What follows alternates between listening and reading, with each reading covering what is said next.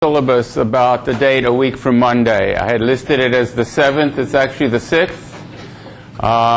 So the homework is actually due on the 6th, the next assignment, not the one that's due today.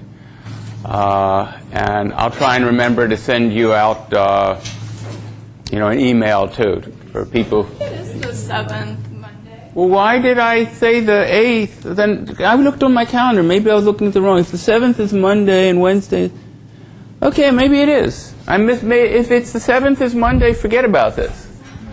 Somehow I looked at a calendar today and I got confused. Maybe I saw Sunday as the 6th. I was right. Thank you for correcting me. Yeah, because this Sunday is the 30th, so it would be the 6th. So, because 30 days is... Yeah, October has 31 days. Okay, sorry about that. So now I want to talk about rays going in the other direction, basically. What we've been doing so far is we've been starting rays from the eye or from a camera lens, and we've gone out into the scene, hit surfaces, and tried to figure out how they were lit. And so the path tracing that you'll have to do for a week from Monday is going to keep bouncing out, maybe on a perfect mirror direction, but for this next assignment, for a week from Monday, you have to account for diffuse illumination from all directions. And so the path tracing is going from your eye and reflecting off a surface, reflecting off another surface, and if we're lucky, eventually getting to a light source. It's supposed to be a bulb in a lighting fixture somewhere. So what I want to talk about today is the opposite. Tracing photons from the light source and bouncing them around, and if we're lucky, you'd have to be pretty lucky for that to happen, you get into the lens or your eye. It's a similar problem to the forward path, which is called forward. Forward from your eye, because traditionally, since Whitted, people have been tracing rays in the opposite direction. So they call this backward ray tracing from the light source. But really, it is following the directions of the photon. The original ray tracing philosophy was the one that was backwards. But that's a historical term now. So, and the problems are similar. The problem of bouncing and ever hitting a small light source is unlikely, which is why, unless you did a special pass for the shadow penumbras where you particularly aim rays at the light source, you get a very noisy image. Right? If you did Russian roulette just on straight path tracing, suppose 1 in 100 rays actually hit the light source, you'd have to have an awful lot of rays to reduce the variance. Otherwise, most of your pixels would be black, and if you would be very bright, brighter than you could display. Well, it's the same problem if you start the photons from the light source, and then, when they actually go inside the lens, say they refract, which you could do by the lens equation and actually figure out what point on the CCD sensor they hit. Very few of them would actually get in the camera lens. And you have a similar noise problem. So there ought to be a corresponding solution which is analogous to tracing the direct illumination rays to the light source, to trace an extra ray at every bounce, or an extra collection of rays at every bounce, to see if it gets in the camera. So these problems are basically inverse of each other. And in fact, there are ways involving something called importance or bidirectional ray tracing that we'll discuss later on in the succeeding weeks for how to sort of try and solve them both simultaneously. And so another thing I should point out, one of the deadlines that really is due a week from Monday is what you want to do for your final project. And so you can be reading ahead in the book, you can be looking at the list of the papers that I gave you, which is far from exhaustive. It's just the ones that I happen to have in my folder for things I had lectured on when I taught this course last. For what you want to do for a final project and propose it by email to me by the close of a week from Monday, and we can, I'll either okay it or I'll suggest something. I just want to get you pinned down on time. That's the day that the previous one is due, because then after that we'll have the rest of the quarter to do the project. And, as of already a couple lectures ago, I told you everything you need to do this basic path tracing from your eye to get the color bleeding and shadow penumbras, which are two things we haven't yet gotten with our distributed ray tracing so far. So the formal way of studying this mathematically is a little bit complicated. And in fact, every time I read it, I get confused. And I'm going to do the best I can on it. The reason it's even more complicated than the way they present it in the book is because we're now, when we talk about things like depth of field, we're talking about a lens. So the ray isn't just going through a pinhole and corresponding directly to a pixel. So one way to think of it is to study either rays that come directly to the pixel. Here's a pixel x and here's a direction theta from the inner surface of the lens, in which case if you were ray tracing them, you'd have to trace the refraction of the lens, which is equivalent to Lens equation. Or the way we were doing it, we had points on the lens, and I didn't show the refraction, but this ray bends a little bit when it comes through the lens, and maybe is going in a different direction than this one, but there's some direction theta that we compute from the Lens equation. And for people who haven't succeeded in doing it yet and are trying to get it done by midnight today, if I have time at the end of the period, I'll tell you more details of how to do that in the context of this reference software package that I put up on the net. But anyway, we'll think of rays starting here and going out into the scene. And each of them has a certain contribution to all the pixels, or to a few pixels according to your anti-aliasing filter. So what we're going to say, if we have a set S, is a collection of positions and directions. So how should I do it? It's a collection of these ordered pairs, right? For a simple pixel, it would be all the rays that started out from that pixel and went up to inside the area of the pixel in a direction that got them to the lens. And then you'd have to refract them through the lens into the scene. Or it could be a set of points on the surface of the lens. This would be the whole surface. And then theta could be the set of directions from that, I guess truly going into that point, that refract into the area of a pixel. And so we can assign this importance, emitted importance, to x theta is 1 if x theta is an element of S and 0 otherwise. But it wouldn't have to be 1, right? It could be this filter function, h of x theta. Namely, you follow this ray through the lens and figure out where it hits, and then according to its distance from the center of the pixel, you weight it by the filter function. But whatever it is, it's a function of rays which measure the contribution of the rays to that pixel.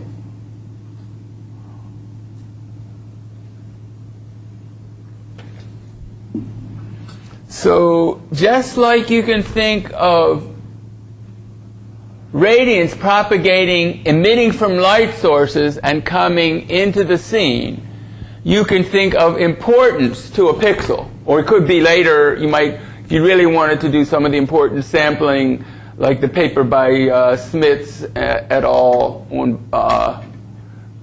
radiosity importance. I'll talk about radiosity next week too.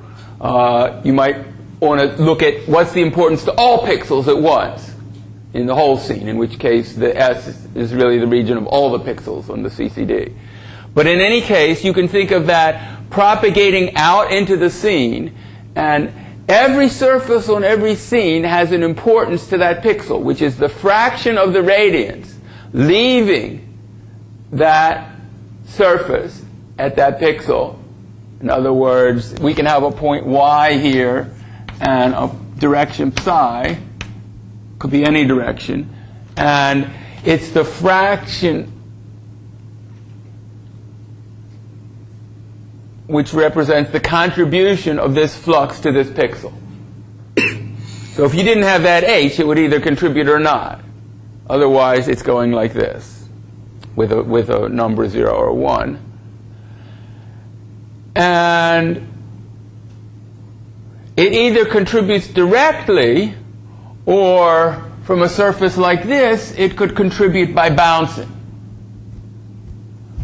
and then get there.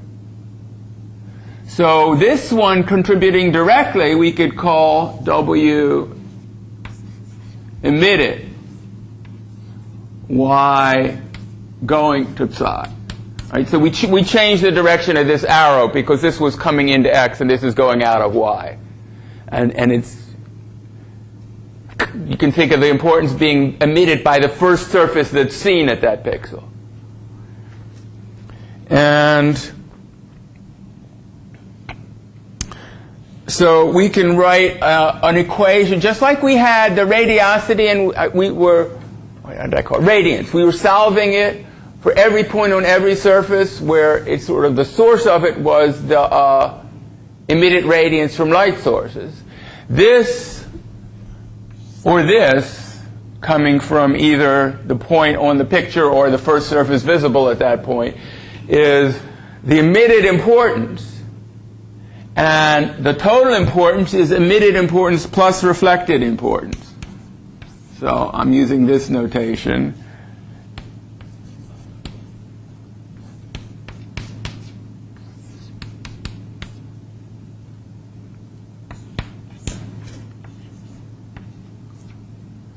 Well, let's see. In the book they called it Z. Maybe I should do that because this, in this sense, this is the Z. This is the this is the importance that got here by reflecting off of another surface. And so it's the reflectance from Y and angle theta reflecting in direction, coming in from C and reflecting in direction minus theta times the importance coming into Y from this direction C. And we still have, I added started on a new line. I still don't have room for this cosine factor. NY C d omega psi.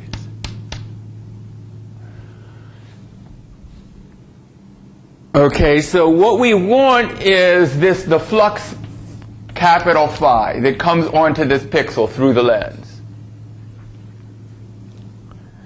And we can say the flux phi is the integral over the sphere at x. So x is either a point on the lens, or if you want to think of the refraction, actually a point on the detector behind the lens, of the total importance coming in this direction. Actually, I've got this arrow going this way. I must have copied it out of the book that way. LE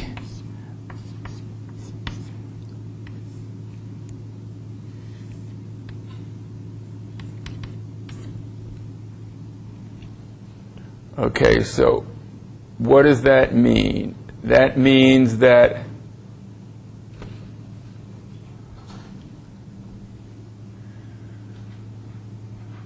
this importance has propagated all the way to the light source and represents the fraction of the light coming from the light source, which is this emitted light, that's contributing to this X, to the sensor.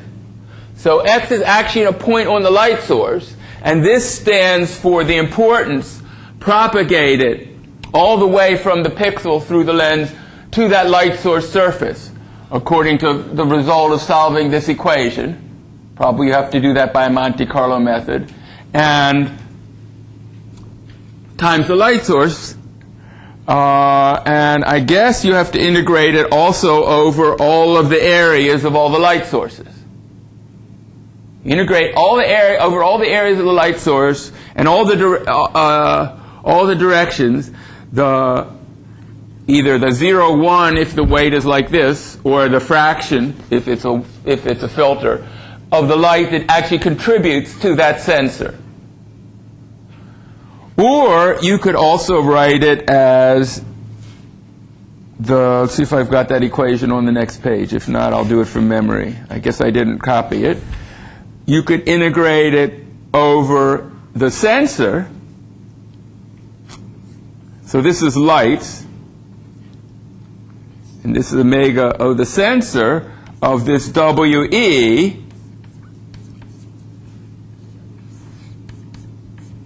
Right, so now it's actually the light coming into the lens here. But what you're integrating is the light at that first surface you see. Right? That's directly how the light you see. And to do that, you have to solve the radiance equation to get L.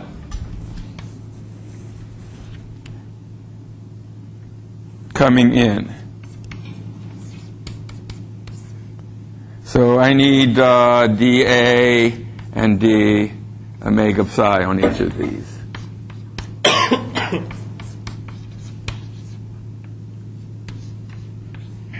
So you either solve for the radiance and then do an integral like I did last time to find out how it contributes to a pixel, or you solve for the importance everywhere, including on the light sources, and then you integrate the light, leaving the light sources. So in a sense, these are symmetrical. And the solution methods would be symmetrical.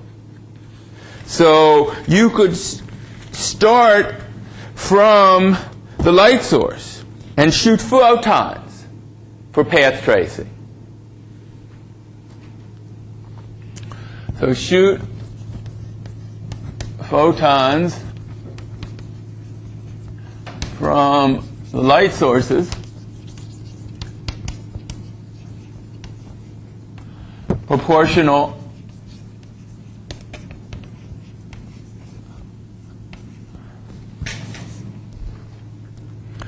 to, oops, it just broke on me again.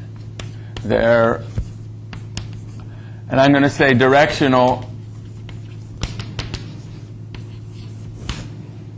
flux output, which is really radiant. Like you could have a spotlight that was sort of focused to send light only in specific directions and then had a fall off at the edge. Or for some of these spotlights, they have flaps. They call them barn door spotlights. Or for these lighting fixtures, because of the way the diffusers work, I can see the bulbs here and I can only see their reflections when I go back.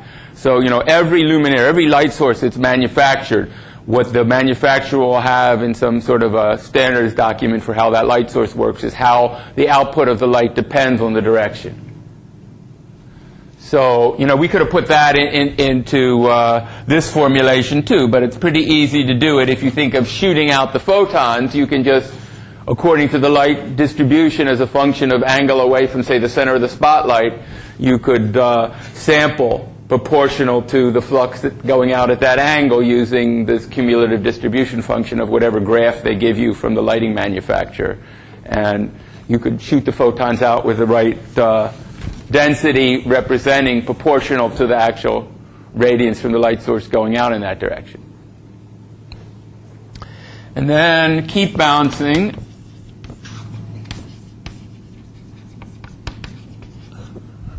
On surfaces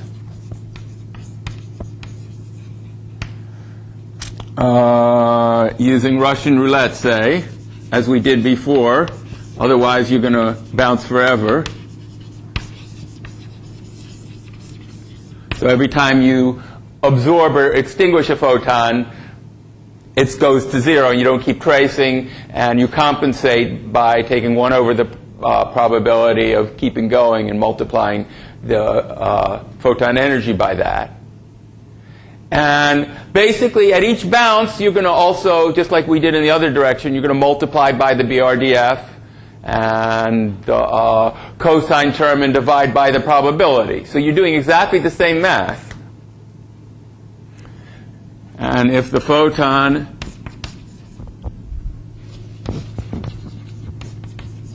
ever reaches a detector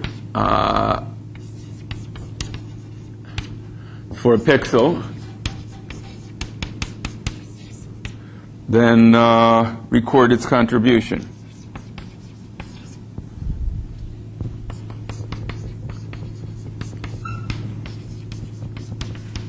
And it may hit more than one pixel, right? If we think of the pixels having overlapping filter functions for like that triangle filter, we would record its contribution to all of them, just like we did last time for the samples in the subpixel jittered sampling.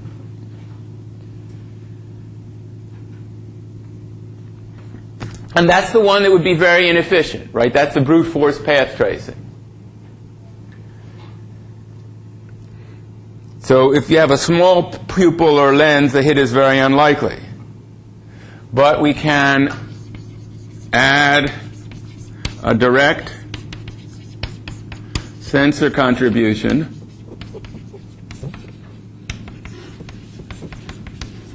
at every bounce.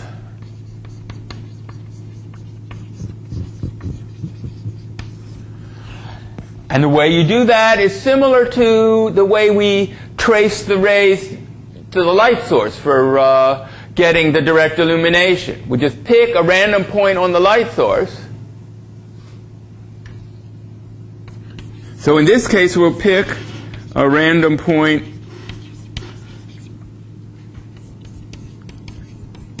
on the sensor.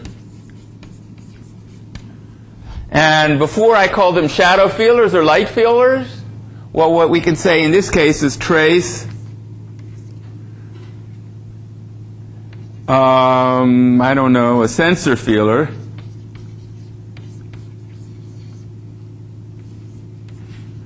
okay, so let me take the random point Q on the sensor and a point say P on the surface, right? So here is the point Q on the sensor, and here is a point P on the surface. And what we'll do is trace a ray. Well, I guess it's easier to pick it on here, because then we don't have to worry about refracting. It's a straight line.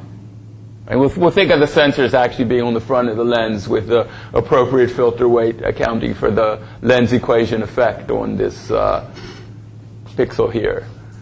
And if there's an object in the way, there's no contribution. Otherwise, there's this a direct sensor contribution.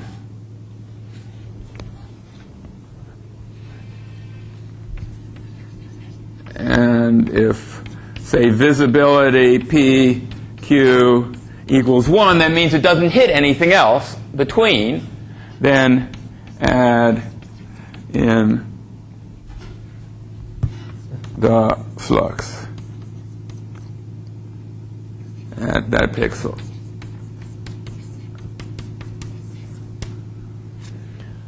So, you know, to add in that flux, you'd have to figure out the BRDF coming from wherever the photon was coming into that point P and the direction of this shadow feeler.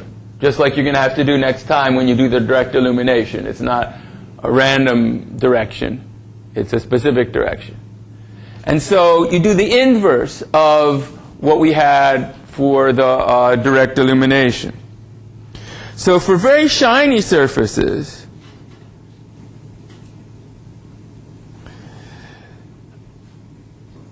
if you're looking at them directly with your eye and you see a shiny surface, it's better to bounce off the shiny surfaces like you did in the first assignment, because if you do a shadow feeler from what did I call it? A sensor feeler for a shiny surface, and it's not exactly in the mirror direction, your incoming direction, its contribution to the sensor will be 0. So for looking at very shiny surfaces or perfect mirror surfaces, it's better to trace rays from your eye. But suppose you had a light source and it reflected off a mirror, or some shiny sphere, or refracted through a glass bottle and made a sort of a caustic pattern on the table, like you see if you have light coming in the window, coming through a wine bottle or something. It makes a pattern of where the rays got concentrated by the lens effect of that bottle. And those are called caustics.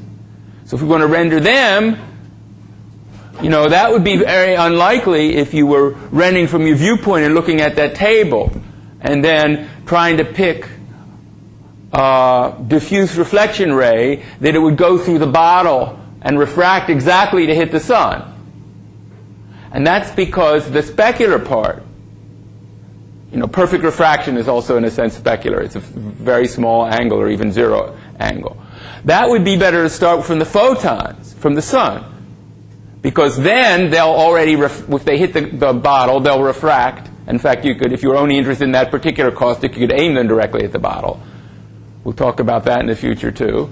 You could start from the light source, refract or reflect off this very shiny or almost perfectly smooth surface, and hit a diffuse surface and deposit the energy there. So in that case, it's better to start from the light source. So depending on what paths you're trying to get, it may be better to start photons from your eye, from the light source, or sort of backwards photons from your eye. And bidirectional path tracing tries to do both, and then combine them in the middle, and somehow include all the effects that you can get, either the ones that are most efficiently done by tracing from your eye, or the ones that are most efficiently done by tracing from the light source.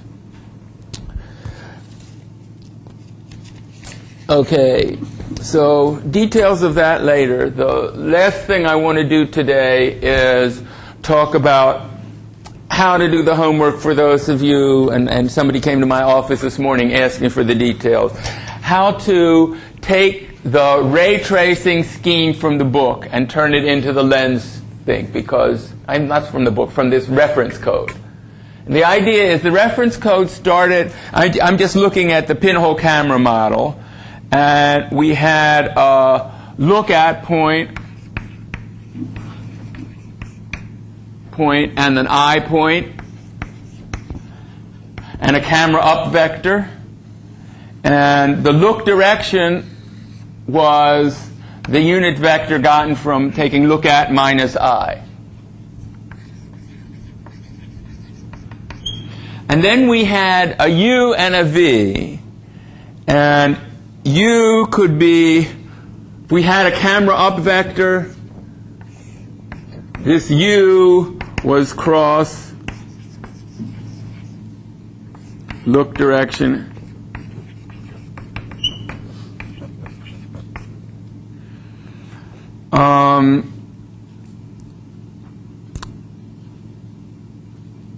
and V was cross U look direction. And if we normalize them, so 1 over the absolute value of them, they have a call to normalize it. And this guy got normalized too. So these are 3 unit vectors, U, V, and look direction. I should put that here.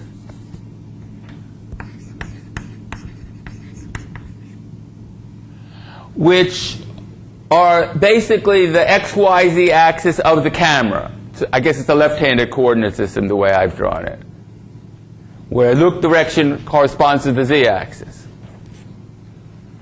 Okay, so why don't I, instead of calling it U, assume these have been normalized. U dot normalize and V dot normalize. I'm just copying the code. And let me change it. U len equals U star len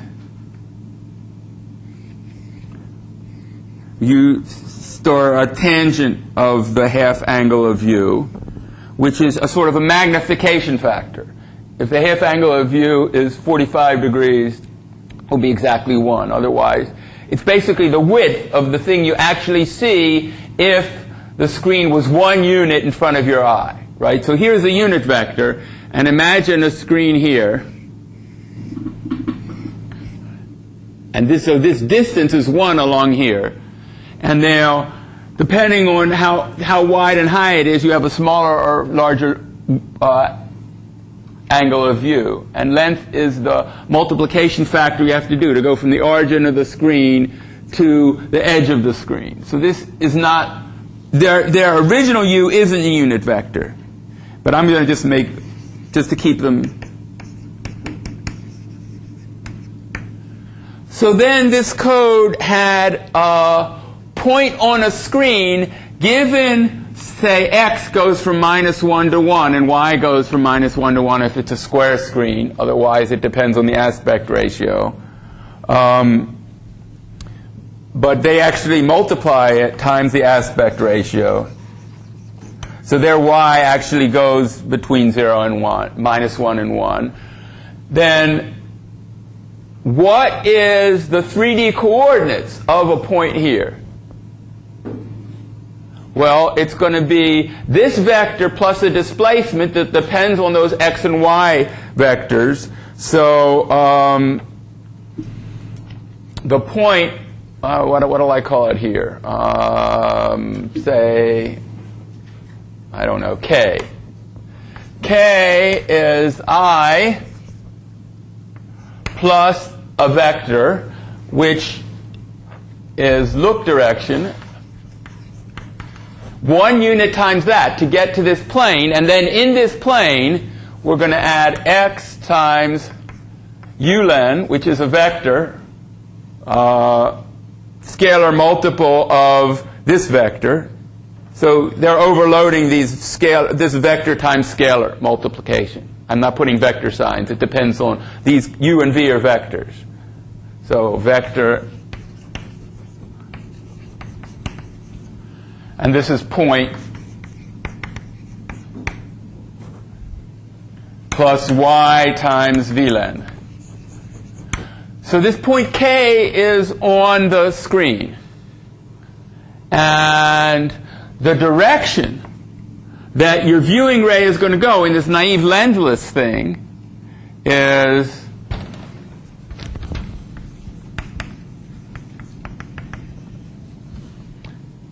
k minus I. I guess it has to be normalized, right, to make it a unit vector. So normalize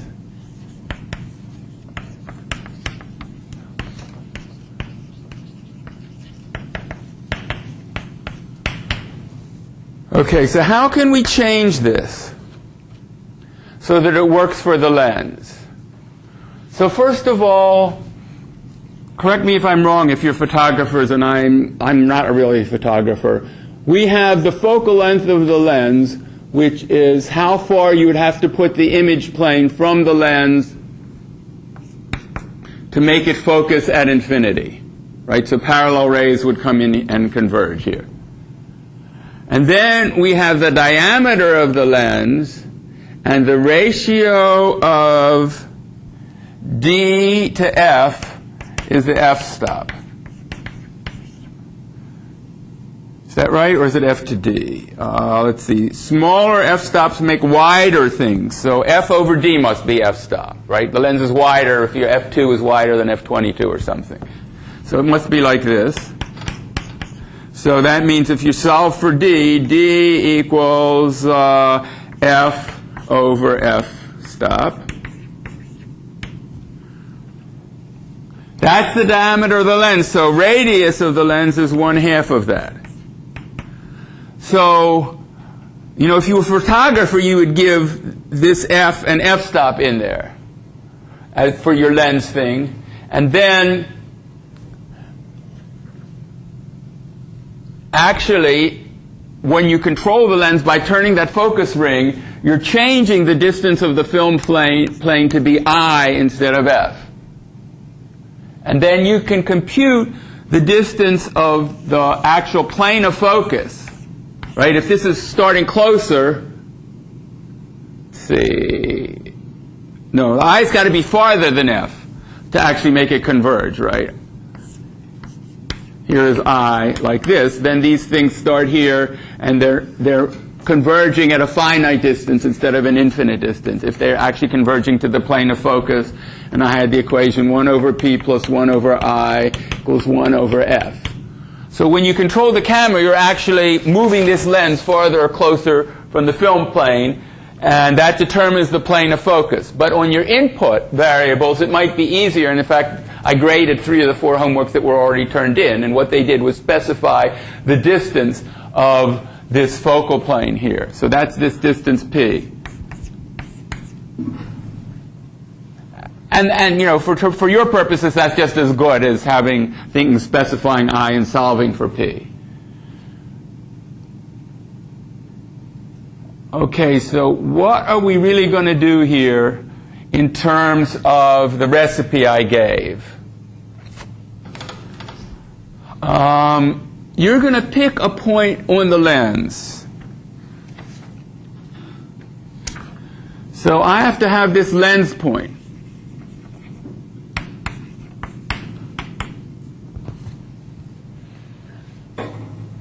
Well, one way to do it is with R and theta. Maybe this is the capital radius of the lens, and you're going to take a fraction of that. For those people who did anybody do the jittered sampling where they actually made sectors? Yeah, some people did. So how are you going to find this ratio? Or say you had I mean, it's the same as if this radius was 1. We just end up multiplying it by R.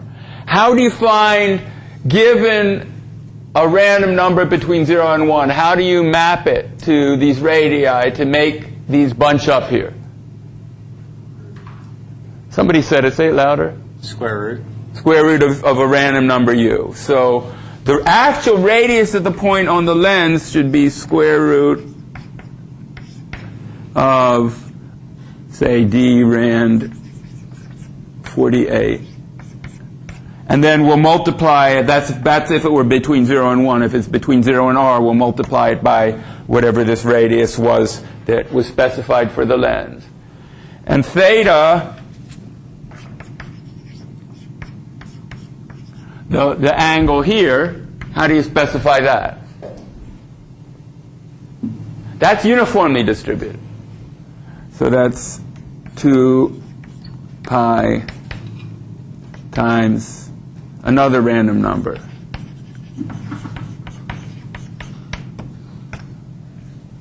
Okay, so given these two numbers, what we want to do is we want to write a routine that will start with a pixel on the screen and go out into the world, because the x and y stuff that I was using on the screen and on the lens is with respect to this coordinate frame with these 3 unit vectors. And we have to transform it to a ray going out into the world. And so if I'm going to draw, I don't know, let me think about my picture here now. I'm going to have a lens here, and I'm going to have an image plane at a distance I from the lens. And I'm going to have a fake image plane at distance 1 from the lens, on which I've actually got my pixels, right? Because the way that this is thinking of it, we're thinking of pixels in front of the lens. And probably I should draw, this is actually tilted with respect to the world coordinate system. So I have to remember, when I draw this picture, I've got u and v in this direction and look direction going this way. And so what I want to do is, my I coordinate is right here at the center of the lens, right? In terms of the original viewing scheme, where the lens is in front of us at the distance. I mean, where the imaginary plane on where x and y are giving my window is 1 unit in front, because that look direction vector that gave that distance was a unit vector. And now I'm going to find on x and y here, basically is, well, it's really x times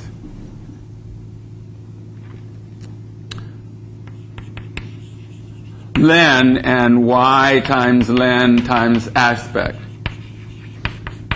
because of my fudge, right, for my field of view. So in this coordinate system, these are the coordinate system, which means that this point, wherever it is, did I have a name for my lens point Q? I'll call it lens point. The coordinates of that lens point, I guess, are x times len times u. So first of all, the lens point is on this plane somewhere, and that plane, we start with the point as and add on a vector look direction, and that's to get from the origin at I to 1 unit in front of it, and then we have the x times len times what did they call it? U times u. That's my x times this u len plus y. I guess I could write it times v len. Well, this is a unit vector, but now this one isn't, because I sort of put that in already. Now, how am I going to get my point on this plane here that corresponds to it, right? We're supposed to trace the ray from the pixel, either this version of the pixel on this imaginary image plane, or right through the center of the lens going back to the point on the actual image plane.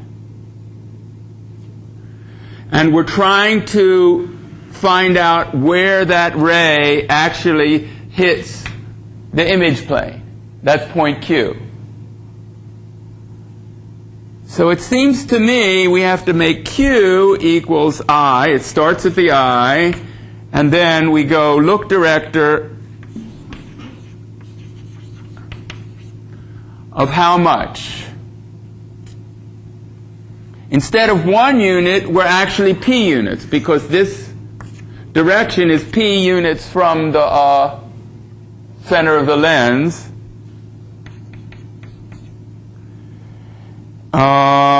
And now, I guess we have p times each of these things too.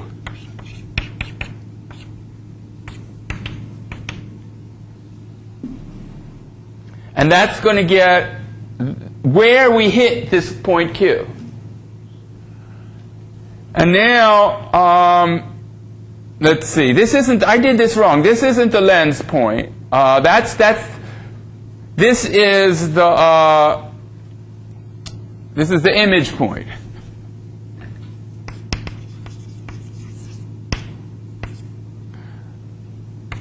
What we really want is a lens point. So what we're going to do is we'll change this to be lens camera instead of pinhole camera.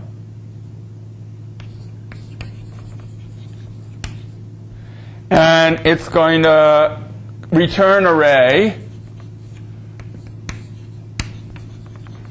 And it's going to depend on this render context, which I guess is where you look up the look direction and the U and the Y and the V that were generated when you specified the camera. I'm going to leave that off.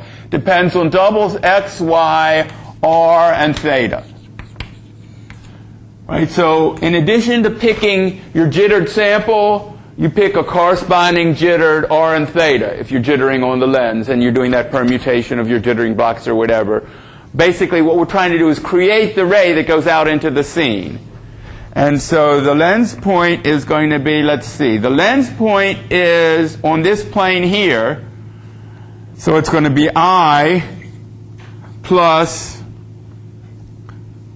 u is my unit vector, and I'm multiplying that by r, the radius of the lens, times cosine theta. And then I'm adding the unit vector v times the radius of the lens times sine. I guess I wrote it out, theta, over there. So write it out here too.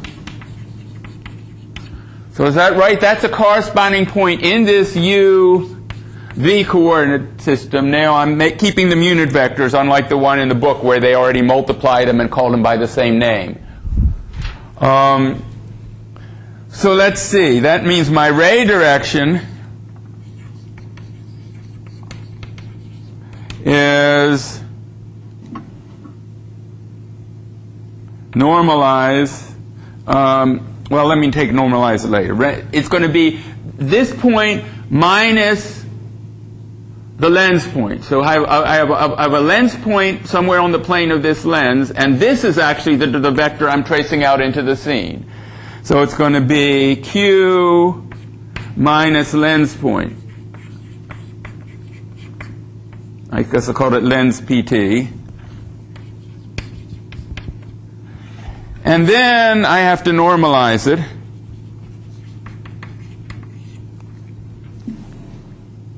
So it's ray direction. I think I'm not used to this C++ notation. Ray direction dot normalize. Okay, so now what is my ray? At the end of the code in the reference stuff, they had finally a ray that they may be returning. So return ray. So it starts at the lens point and goes out in this ray direction. And that's the ray you're going to trace into the scene. So I think that's the way to implement the lens camera using this scheme that came out of that SIGGRAPH paper in 1984 that I put on the blackboard before, but in the coordinate system of UV look direction, if I haven't made a mistake here. I mean, already I see that it's a little different than what I wrote in the notes because I was rederiving it as I got here. But, you know, this guy is a point. This guy is a point. This guy is a vector. Because the difference of 2 points is a vector. The sum of a point and a vector is a point, and so forth. So is this similar to what people did? The people who did the assignment did it that way. But some of the people, somebody who couldn't do the assignment came to my office this morning, and I figured I'd detail it out to help those of you who are still struggling. If you didn't finish it by midnight, you know, then you have until, I guess, Monday at midnight, and you'll only lose a point. So keep trying. That's it for today.